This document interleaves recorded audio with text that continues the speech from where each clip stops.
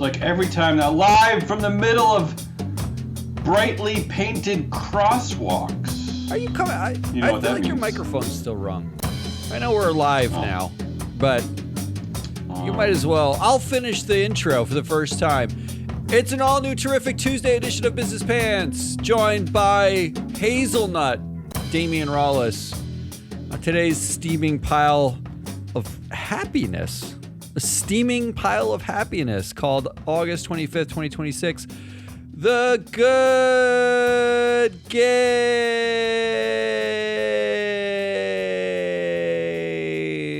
Yeah. Our show today is being sponsored by...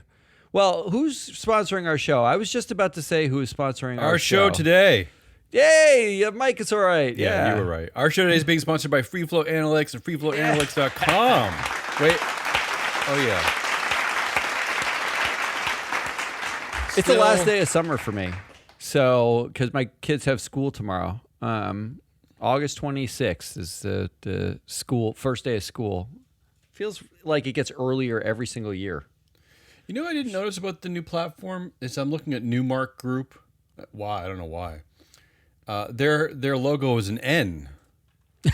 I wonder how many marketing people it took to come up with that. I like that right at the top says annual meeting is coming up in less than 3 weeks, September 16th. I didn't really know that was a feature. It's nice. I like that. Not only is that a feature, but in the bottom right-hand corner, the data as of date went from July 20th to August 22nd. That everything's updated. Nice. The data's updated. It's like Beautiful. it's really magical. I know that, people have platforms and do stuff, but Yeah. this is magic. This is magic. better. This is better. It's magic And to me. cheaper than what you're paying for. All right, let's get to it. Yeah, let's We get have a right lot. to it. Unless you have something else profound to say. I always do not. So go ahead. Well, we're wrapping up the summer here. I looked at all of the headlines from August, and I thought we just needed a boost.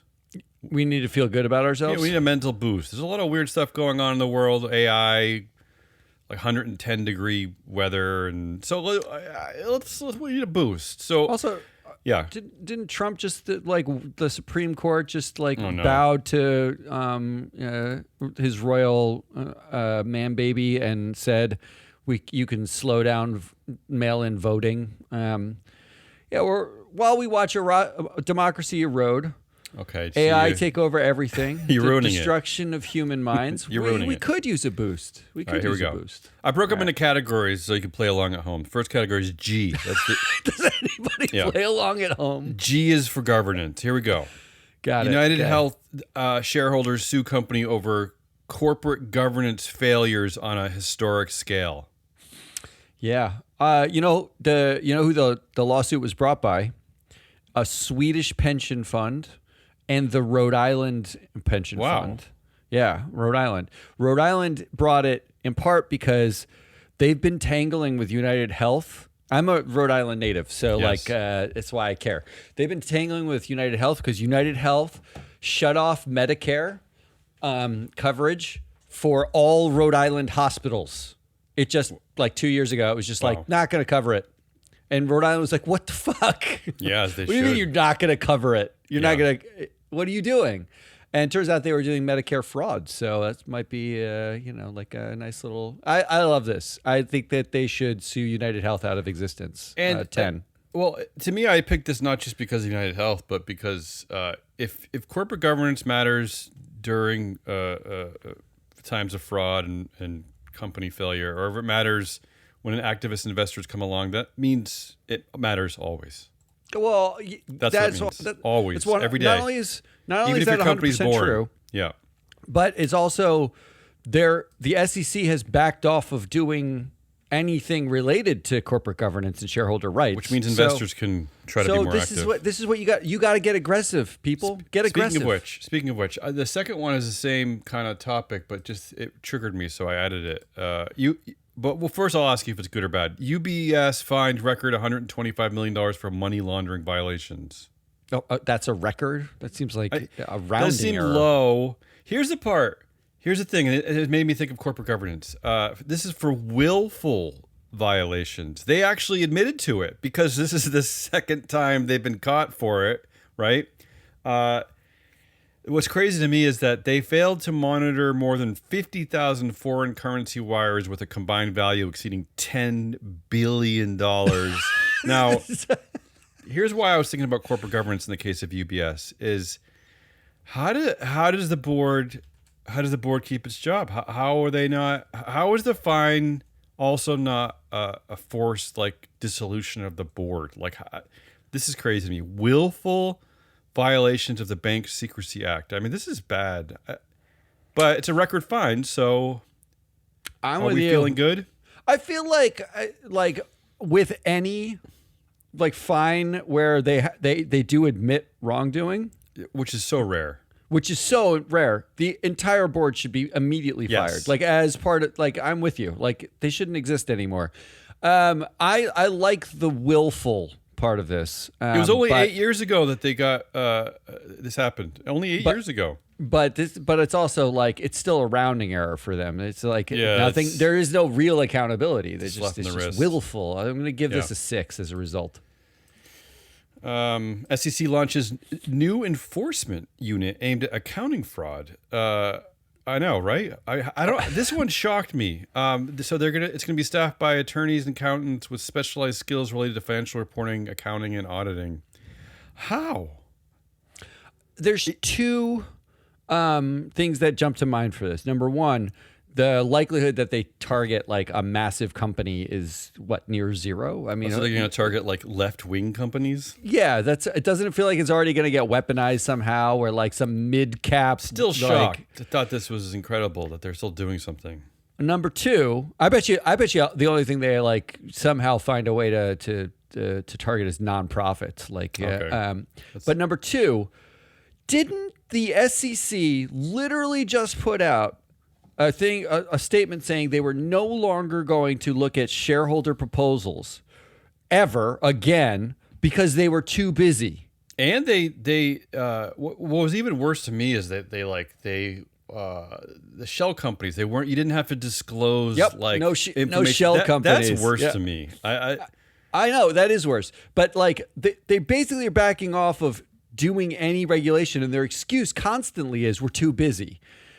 But they're not too busy to go hire a bunch of new accountants and started like clearly that's all. It's all make believe. It's all make believe. I like what Rebecca Fike said. She's at Reed Smith, and she was quoted in this article. She said that given the SEC's current deregulatory focus under your favorite Paul Atkins, she said the announcement is, quote, a little surprising.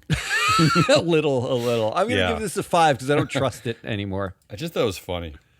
And then finally, something we talked about earlier, Andreessen Horowitz focus of Department of Justice probe over board directors, basically looking into like cross monopolies directorships. and, again, over another thing that really competitors. surprised me, but I got to give it credit. What do you think? I Good? just like that somebody. I know it's this Department of Justice. You can't trust anything about it. No, this that's true. administration. Period. Right. Like, but I just like that somebody's talking about the board of directors and the fact exactly. that they have some sort of power, as in like they're. It matters Clearly enough a to lot. enforce something, If right? the DOJ's knocking, that there's a lot of power. Yeah. Yeah, and B, like we're bringing recognition to the fact that they are human beings That you can talk to about and things. you can talk to them, and ask they questions. do shit, right? Yeah. Like they do shitty things. I'm gonna give it a 7.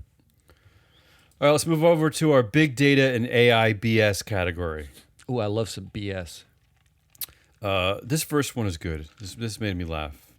Gwyneth Paltrow is rumored to be throwing a party for AI mogul Sam Altman, and people don't love the optics. Now, the reason I picked this one Okay, what is this? is because everything Sam does is bad. And Gwyneth Paltrow, if you remember, was the one, she played Rebecca Newman, the wife of Adam Newman in the WeWork movies, the WeWork There were series. WeWork movies? Yeah, there was a WeWork, it was actually great. It was I think it was on Hulu about the demise of WeWork, the rise and demise. And Rebecca Newman and Adam Newman really were the ones who in the infamous now infamous filing, the S1 filing, with these bizarre corporate governance structure laid out. Really, they're the ones. She's kind of the one that helped bring it all down, right? Because the company was going to be given to her, right? She was going to inherit the super voting shares from Adam Newman if he died. Yeah. Despite having no role at the company at all. It was like pure royalty. It's pure royalty. Anyway, I just thought it was funny. Like, Sam Altman just does everything wrong. I just thought it was cute. I just love Sam. Is this Sam not to mention doing it wrong or Gwyneth? Not to mention that Gwyneth is, she's like, just like Sam, she's like the least liked person in America. So I don't know. I just thought this was cute. You don't have to spend any time with this one. I like this. Oh yeah, it's a 5. I could care less. All right, let's move quickly. Anthropic is embedding invisible watermarks in Claude text and images. No, I love it, and I think they should be seems visible important. too. I think it should be like it should just say Claude on every image. You know what? Go nuts. This might be, I know like 10, 20 years ago, this whole argument is going to be for naught because we're just going to be completely dominated by AI and people are going to forget the good old days when we were trying to stop it. But I think this is one of the few things I've heard that actually made me feel somewhat okay, is that if you could watermark every fake thing, because there's already been a sense that people don't like it, they don't want it, they don't want you to cheat, they won't buy like AI art, they're just not interested. So if we could get to a point where we actually knew, that would be something, right? Sure. I'm going to take this one at face value. Sure. And just like the idea. What's your score? It's a 9. I like this. Young people hate AI CEOs so passionately that it's almost hard to believe. You don't even have to tell me more. That's a fun 10. headline. All right. Thank you, young people. Finally, something I can get on board with this generation. It is true. It is weird how like I don't know what the generation that's like in their early 20s, teens, they really do hate AI. But I told my daughter that like I've used AI to do some coding. And she was like, that's horrible for the environment. And like, you should just learn it yourself. Don't be an idiot. And I was like, wow, good. You're not wrong. You're not wrong. Okay, I'll at least give you the list of some of the people looking at. Tell me who you think was the least trusted and the most trusted. So we have Sam Altman, Elon Musk, Mark Zuckerberg, Satya Nadella. Oh wow. And Alex Karp. So those are the only ones I see in the list. Who's the most trusted? Satya Nadella. Yes, of course, right? I mean, it's like the obvious that he's the only semi-adult in the room, and he's not. He barely qualifies. Although it says, albeit with a pitiful 35% trust score, but that's pretty good. Now, that's really bad. Now, who's clearly paying attention to okay, I don't think pants? anyone. I don't think anyone knows who Alex Karp is, so I'm gonna skip Alex Karp. It comes down to Musk has such a cult and Peter Thiel. following. Peter Thiel's in the list too. Oh, Peter Thiel. I don't think anyone knows who Peter Thiel is really either. So I'm going to say Karp and Thiel are kind of off the table. Musk has such a cult following that he's probably like the next one below Nadella. It comes down to Zuck or Altman because those are the ones who are like literally their profiles about how they're psychopaths, right? Like they're untrustworthy. True. I'm going to go with Altman actually because he's just in the news. So here's where you're not giving the credit to the young people, is they're clearly listening to Business Pants. The two they trust the least are at number 1, Alex Karp, number 2, Peter Thiel. Wow! All right. I mean, they really, as much as we love to hate Zuck and Musk and Altman, and believe me, we do. Thiel and Karp are on a whole nother level of like evil. We don't. I mean, it's a little weird. Peter Thiel. I mean, that's just a strange man. You know what? That survey, I would have to see the survey because it must say like Alex Karp, CEO of Palantir, the defense contractor using AI with drones to destroy you. Right? Like it has to say that because who knows who he is. True. Meta. Others lose appeal to drop thousands of social media addiction lawsuits. So this includes Meta, ByteDance's TikTok, and other outlets. So not only do they have to go through with those, but But the court also, in the same week, denied Meta's request to postpone the trial that started this week. So like a double blow there. And yes, of course, the judge was a woman. But I was going to ask. Yeah, okay. Is the judge a woman? Forget about that. What do you think about this? Losing? They're just losing. It's a 10. It's a 10. Keep losing. Look, you are doing the good game right now when I'm like halfway through my giant coffee. So I'm okay, like well, max. So I you know what? I actually spent way too much time on this week's show. I really did. I tried to eliminate my need for like sarcasm and my need for it to like point out the stupid and the absurd. And I really just tried to go. I really needed something good. I did, because I know a lot of our shows get very quickly into this like ranty, like woe is me. What are you talking about? That's not us. All right, AI data center outrage is showing up everywhere from ads to elections. I mean, this is inevitable, but like, I only wake me up after the midterms when you vote out every single conservative. That's true. Who backed That's true. You know, 7. It's the 7 for now. This one I picked because I just felt like what a win for unions, right? I mean, I'm sick of living in this world where workers are not represented, but this is good. Spirit flight attendants fight Google's data bid for AI. So we haven't covered the story, but Google very creepily bought all of the old emails, the workers' emails, after Spirit Airlines went bankrupt. That's weird, right? Because they want to train their stupid AI with it, just like Amazon's like destroying rare books to train their AI. And the flight attendant union was like, wait a minute, there's going to be a lot of confidential personal information in there, so not so fast. Like and I thought to myself, you couldn't fight this if you didn't have collective representation. You'd be screwed. Not only could you not fight it, you mostly have no idea, right? Like after a bankruptcy, like are you thinking at all about that email you sent 6 years ago? Of course like you never would. This is great, but I actually don't think this is good because it's mostly terrifying. No, I know. I knew this one was on the edge. I mean, I'm going to give it a 5 because it's like, good for them, but also this can't be the first time, right? Like this isn't like something they were like woke up and they were like, oh, I got a great idea. This bankruptcy sale, like it's being publicized because we're at a point in our collective history where we have outrage against AI. That's why this is being reported. Is there like having no evidence of this whatsoever? Is there would we know if the mothership when we worked there sold all emails from 7 years ago and before? No, it's their right. Just sold them? Right. Like it's their emails, right? They could just do that. It might be unethical, but it's totally legal. Legal. That's fucking horrific. There's a reason why I'm not on social media. It's because of this, and you still can't escape. And nobody wants to talk to you. Yeah, that's also true. Let's move to our culture wars. Oh, we weren't in the culture wars. No, I know. No, that was big data and AI BS. Let's go to culture wars. Remember the MAGA alternative to Amazon, something called Public Square? The Public Square. Yeah. You covered this a lot. I loved them. Yeah. Well, you're not going to like this headline. The MAGA alternative to Amazon is fighting for survival after nearly $160 million in losses and a 99% stock crash. Of course, it's a total failure.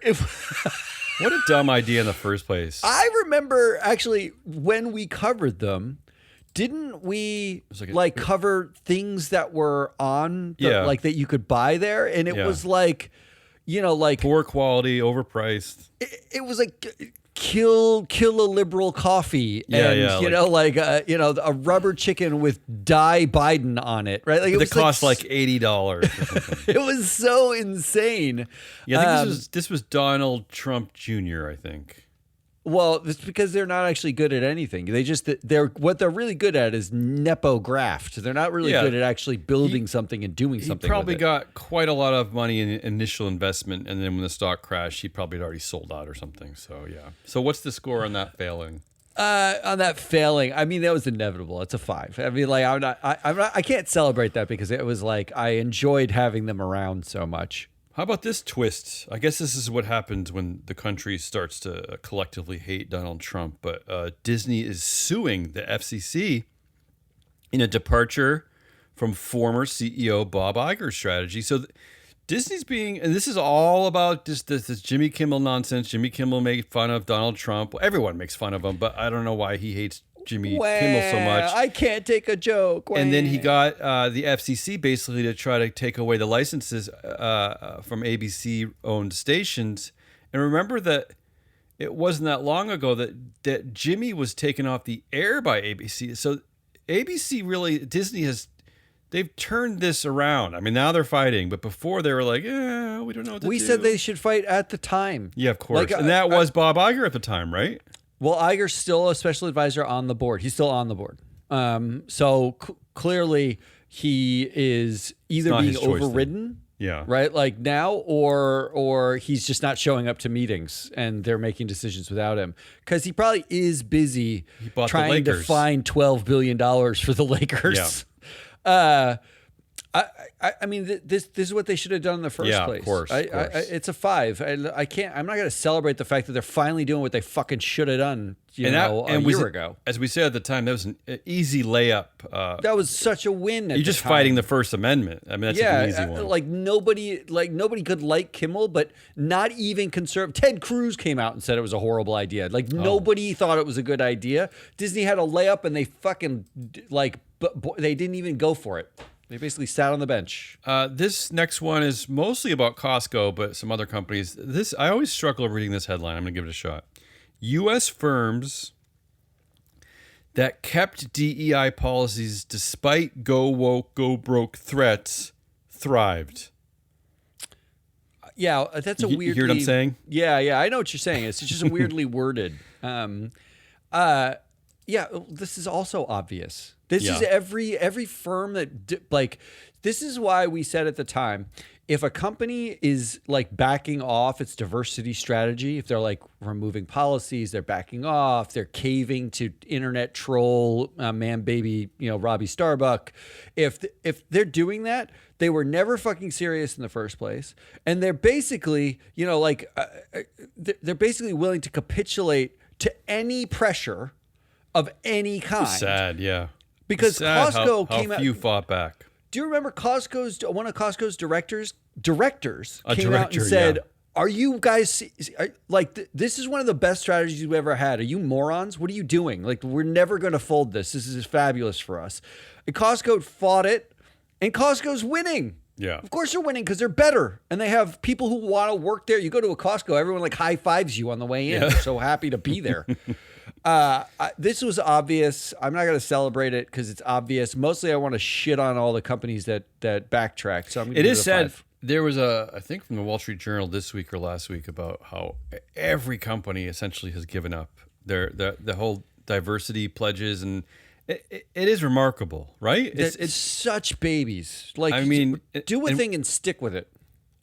And finally. Oh, Ellison. I love this headline because it says... I already don't like it. Because it says Ellison. Now, it's like, is it Larry? Is it David? It's got to be Larry, right? Ellison, but here's why I think it could be good. Ellison is now willing to sell CNN to save his $111 billion deal. Now, that was one of the things that a lot of people were most angry about, was that the Ellison boys are taking over CNN, and there goes another. I thought they were angry about 60 outlet. Minutes too, although they already gutted 60 Minutes. Barry Weiss that's over. That's already over. It's done. Yeah. I guess. Okay. I mean, who's giving him pressure? Like, is it the administration who's saying you should really sell CNN, or is this just part of the Attorneys General thing? The California lawsuit. Yes, it's mostly the state attorneys general. Okay, so once again, somebody had to sue in order for any due diligence to be done. Is there a reason why, we have to wait for imminent disaster, and then someone says, "I will file a lawsuit to avoid imminent disaster"? Why do we have to get to that point every single time? What is that? I'm going to give this a 5. I'm so annoyed. I didn't. It had nothing to do with the good game, but I was thinking a lot about headlines the other day, of course, because that's basically my entire whole job. Life. But what was interesting to me is that this one says Ellison, right? Ellison is now willing. Now, there was a story about Mark Ruffalo, the actor, and the headline was that Paramount called Mark Ruffalo an anti-Semite because Mark was, support. He was taking a. He was doing one of those Gaza or he was. Palestinian. What he was doing was taking he was against the right-wing militaristic government in Israel, and Paramount was complaining that as anti-Semitism, which is not what anti-Semitism is, by the way. But that's not the point. The point is that I was thinking to myself, who is Paramount?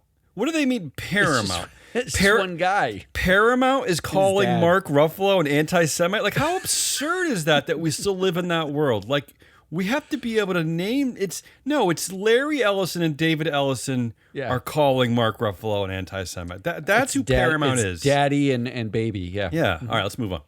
We'll go to E, the environment. Solar panels on storage units. Illinois going all in on this no-brainer. There's nothing I hate more than storage units. I really think they're the worst of America, and I didn't think of this one. We should just mandate solar panels on storage units. So I got to give Illinois credit here. What do you think? I mean, I guess. I also hate storage units. Like, why do we have so much shit we need to rent space out of our giant houses? Horrible. And now some of them are... I went in one with a buddy not too long ago in like the Westchester area. This thing was like nicer than a hotel. I mean, there was there was concierge, it was air conditioned, there was a lounge. I was just like, what the heck? Like, what is this? Yeah, it was real. They serve coffee. Yes, they did. They served coffee. That's so nuts. I know. Well, maybe that's Westchester. I don't know. What do you think about that? I'm going to give it a 6. First test flight of largest all-electric aircraft used just $5 of electricity. I love that one. I love that. I'm going to give it an 8. What are we waiting for? No notes. What are we waiting for on this one? I don't. I mean, the EVs we've talked about how we both own EVs, and we talk about a lot how much we love them. Like, what are we waiting for here? If you can do it, do it.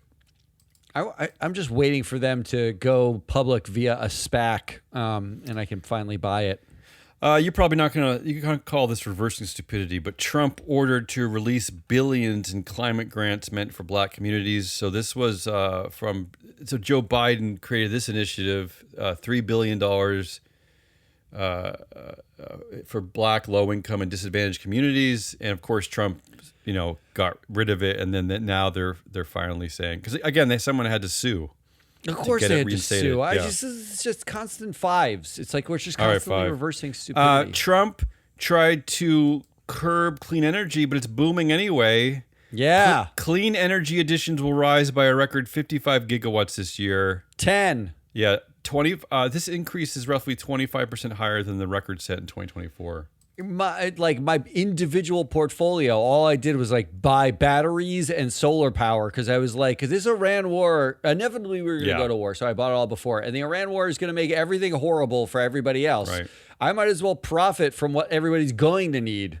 And it's we've been saying that for years. It's like, stop turning this into a culture war because it's not. It's just money. Yeah, figure out how to make money from it, and we can all save the planet together. When did energy from the sun become woke? I have no literally, idea. It's like we Dumbest love thing ever. new technology and newfangled gadgets. And then finally, a nerdy one before we get to our speed round.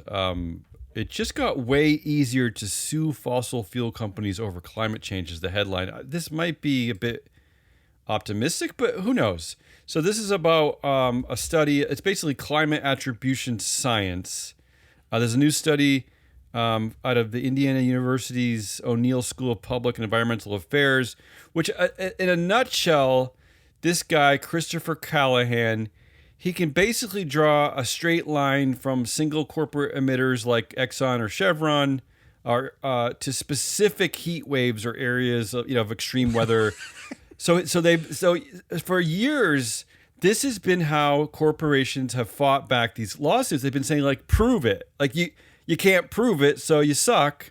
And what they're saying is that this is really as close as we've come to actually making a case that no, we can prove this one. Like there are scientific models to prove this. And I know we live in an age where the entire federal government think science is like akin to, worshiping a 7-headed Jesus, but it is. I think actually science might be still real. So there you go. Does this give you hope?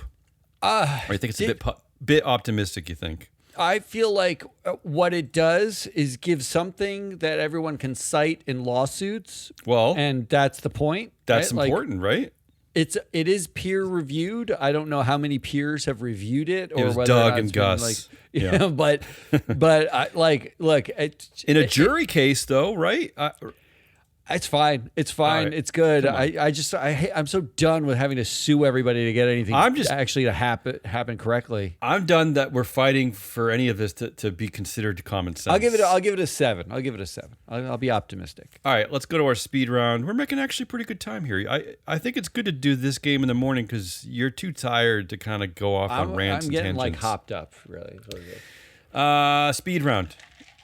In no particular order, none of these, are they're all whatever. Who cares? Why am I explaining the speed round? I don't know. It's speed round. I know what a speed round is. Let's go faster. Go. You've heard of DuckDuckGo, right? Yeah, of course. I actually use whenever I don't use AI a ton, but I use Duck.ai because they don't save anything. They don't save your conversation.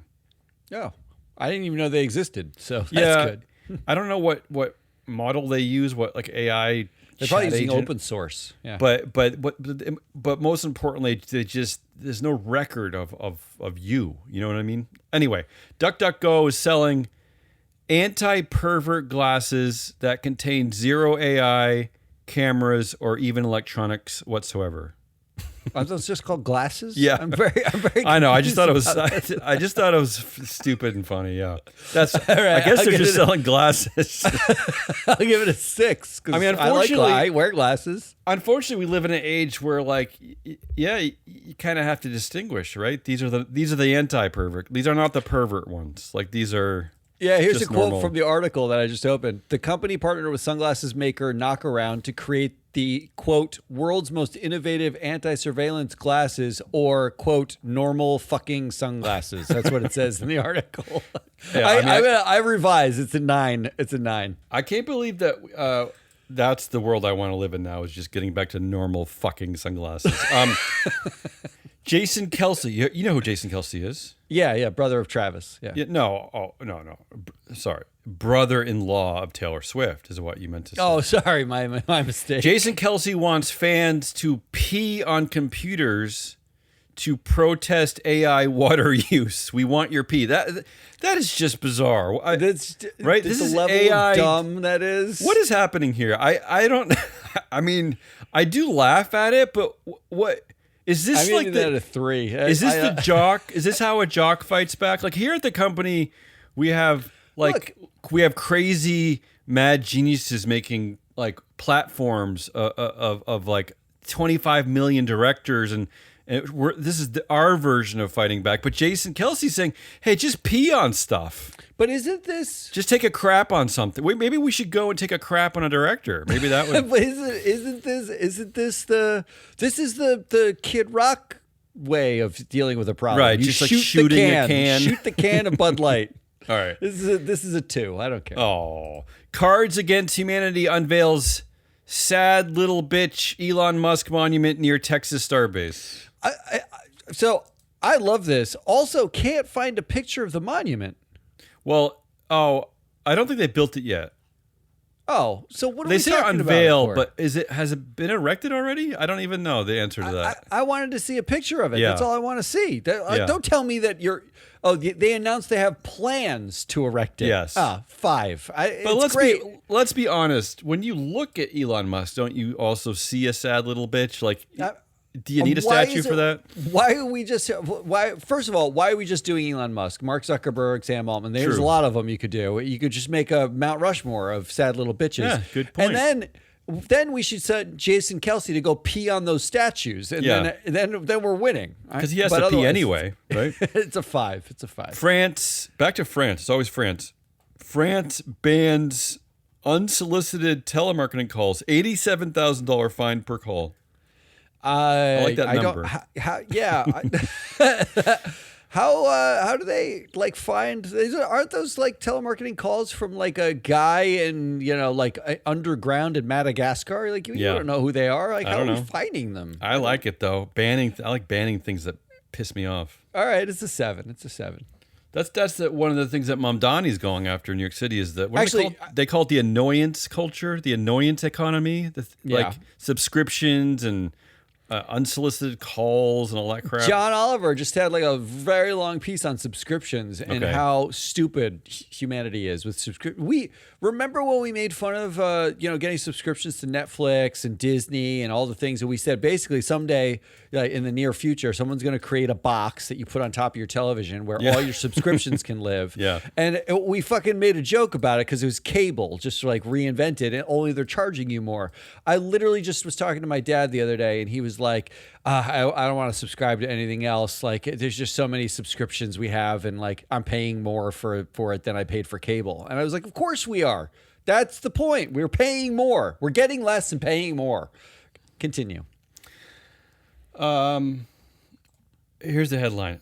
I meant to get this guy's name. Roland Bush. The headline is, I'm the CEO of Siemens. I reply to most emails with 2-letter responses and don't have recurring meetings. 2-letter responses? What is that? Like F you? That's like, no. What? No? That's no. what he's saying? You can, what other 2-letter, other than F you and no, do you know any other 2-letter responses? Well, what is the other 2-letter response you could do? I just love how manly this sounds. He's just like, I love how he just doesn't have time Why are we celebrating the fact that like you care so little? I love it. What do you give me a score? I hate it. It's a 0. I hate that. 0. All right. Scientists. This headline just made me giggle. I don't know. Maybe it's important, but scientists genetically engineer high protein lettuce. 0. I don't. Just give me fucking lettuce. And in fact, like when you give me the lettuce, don't give me diarrhea. Go give it from a local farm that doesn't have cyclospora. I mean, that is just so strange. High protein. There are so many sources of protein. Why are we? I don't know, lettuce? Why are we messing with lettuce? I don't know. It sounds funny. That is a 2-letter response for lettuce. That's what that is. Gen Z is bringing pen and paper back to the workplace. I mean, like, did it ever leave? My desk is covered with it. It's like, welcome to Gen X, Gen Z. I'm glad you could join us. It's a 5. Ariana Huffington says, even high-flying CEOs are unhappy and feel stuck in their multi-million-dollar jobs. It's a trap. 0, you big fat baby. Shut the fuck up. And finally, for our speed round, for our good game, August 25th, 2026, Matt's last day of summer here. I just picked this one because the inference, what he was implying, I don't even know if he was implying it. I think he was just straight out saying it. This is the headline. Bank of America is splashing out. I wonder what the Splash. clever. It's like a guy, like, isn't that? But given the headline, I wonder what the joke is here. But anyway, Bank of America is splashing out $250 million a year on weight loss drugs for its staff. For staff? The staff and the CEO said, I think this is Moynihan, right? Daniel Moynihan. Yeah, Brian Moynihan. He says, we see a great impact on employees. Now, I'm sorry, but isn't that just him looking out at his people and saying, like they're thinner. Like they're like, these people are kind of chubby. Like we better be giving them. I don't know. This one just struck me as weird. Like, why does he have to have a comment on this? Why does he have to say anything? Yeah, just say like we're just providing, all manner of health benefits. Like what are we doing here? He saw something. Because when do we give? When are we? I don't remember the last year that a corporation has upped our health benefits. They keep getting worse. Everyone knows this. The copays go up. The premiums for your family members go up. You can't cover, if you have a daughter, you can't cover her anymore. Like, but Bank of America is splashing out weight loss drugs. How about instead of splashing out $250 million a year on Ozempic for your fat employees, how about you give them like maternity and paternity There's leave. an idea. Like how about you maybe pay they're for not childcare? Maybe they're not overweight. Maybe they're pregnant. I mean, this is crazy. I'm sorry, splashing it's a out. Zero. Yeah. It's a zero. I don't care. Shut up, Brian. All right, Moynihan. that's the good game. That's the good game. What do we got? Wow, it was low. Back to your normal cynical. I think it's because you started off summer's so high. over. I know. No, you ended so badly. You average a 6. You usually average a 6, but it really sank at the end there. Really. I think at the time, if you'd stopped after the first section, it would have been like a 9. I shoved all my favorite stupid things at the end, and it ruined the game. But that's all right. That's Hazelnut Rawlis. I'm your analyst, Matt Mascardi. We are Free Float. That was the good game. Today is Tuesday. We'll be back on Friday. We'll actually start kicking off proxy countdowns when? Next week in the near future? Yeah, we got a lot of new things coming. We got a new platform. We're gonna have some new creative features and commentary analysis on the platform. September 1, the new platform flips on. FreeFlowAnalytics.com will be all new, all brand spanking new. You'll get to see everything. You can go sign up for free, and I know because of our tens and thousands of listeners that we should see massive spikes in traffic. Massive. Huge. So I expect to see you all there. Until then, goodbye.